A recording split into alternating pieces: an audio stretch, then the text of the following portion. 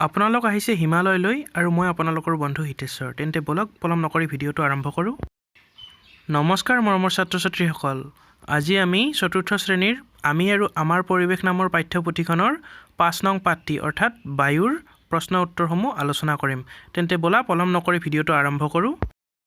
১ নম্বৰৰ পৰা আৰম্ভ কৰিম। উত্তৰ লিখিব দিছে। ক নং প্ৰশ্ন, বায়ুত থকা প্ৰধান গেছবোৰ কি কি? উত্তৰ আমি এনেদৰে লিখিম। বায়ুত থকা প্ৰধান গেছবোৰ হ'ল অক্সিজেন, কাৰ্বন ডাই অক্সাইড আৰু নাইট্ৰজেন। এইবাৰ দ্বিতীয় প্ৰশ্ন অৰ্থাৎ খ নং প্ৰশ্নটিলৈ আহিছোঁ। বায়ু প্ৰদূষিত হোৱাৰ তিনিটা কাৰণ। বায়ু প্ৰদূষিত হোৱাৰ তিনিটা কাৰণ আমি এনেদৰে লিখিম। গেলা পচা জাবৰ জোঁথৰ, মৰা জীৱ জন্তু আদিৰ পৰা ওলোৱা দুৰ্গন্ধৰ ফলত বায়ু প্ৰদূষিত হয়। দ্বিতীয়তে গছ গছনি কমি গৈ বায়ুত অক্সিজেনৰ পৰিমাণ কমি গ'লেও বায়ু প্ৰদূষিত হয়। আৰু আতচবাজি, ফটকা আদি জ্বলালে বা প্লাষ্টিক আদি পুৰিলেও বায়ু প্ৰদূষিত হয়। এইবাৰ আহিছোঁ গ নং প্ৰশ্নটিলৈ। ক নম্বৰ প্ৰশ্নটো হ'ল বায়ু প্ৰদূষিত নহ'বলৈ কি কি ব্যৱস্থা ল'ব লাগে? উত্তৰ হ'ব গছ গছনি বেছিকৈ ৰোপণ কৰি, মটৰ গাড়ী আদিৰ ব্যৱহাৰ পাৰ্যমানে কমাই, ওচৰৰ ঠাইলৈ চাইকেল বা খোজকাঢ়ি যোৱাৰ অভ্যাস কৰি আমি বায়ু প্ৰদূষণ কমাব পাৰোঁ। ইয়াৰ উপৰিও গছ গছনি ৰুইও আমি বায়ু প্ৰদূষণ কিছু পৰিমাণে হ্ৰাস কৰিব পাৰোঁ।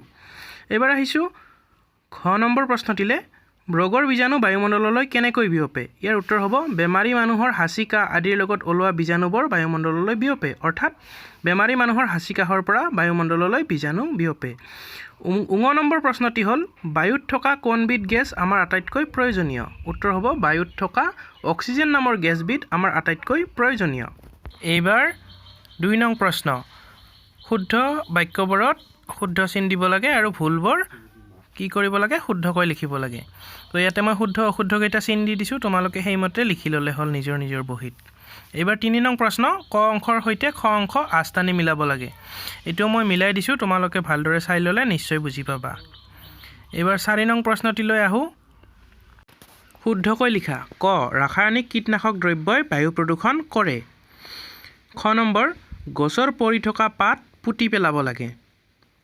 গ নম্বৰটো হ'ব বায়ুত থকা অক্সিজেন, কাৰ্বন ডাই অক্সাইড উশাহ লোৱাত ব্যৱহাৰ হয়। উত্তৰ হ'ব অক্সিজেন উশাহ লোৱাত ব্যৱহাৰ হয়। ঘ নম্বৰ গছ গছনি কটাৰ ফলত বায়ু প্ৰদূষণ বৃদ্ধি হয়। ঙ নম্বৰ হ'ব বায়ুত থকা কাৰ্বন ডাই অক্সাইডে জুই নুমুৱাত সহায় কৰে। মৰমৰ ছাত্ৰ ছাত্ৰীসকল, ভিডিঅ'টো যাতে বেছি দীঘল নহয় সেইবাবে মই কিছু খৰকৈ ক'বলগীয়া হৈছে। তোমালোকে দৰকাৰ হ'লে ভিডিঅ'টো ৰাখি প্ৰশ্ন উত্তৰবিলাক লিখি ল'বা। পুনৰ এটি নতুন পাঠত লগ পোৱাৰ কামনাৰে তোমালোকৰ পৰা বিদায় লৈছোঁ। ধন্যবাদ দেই।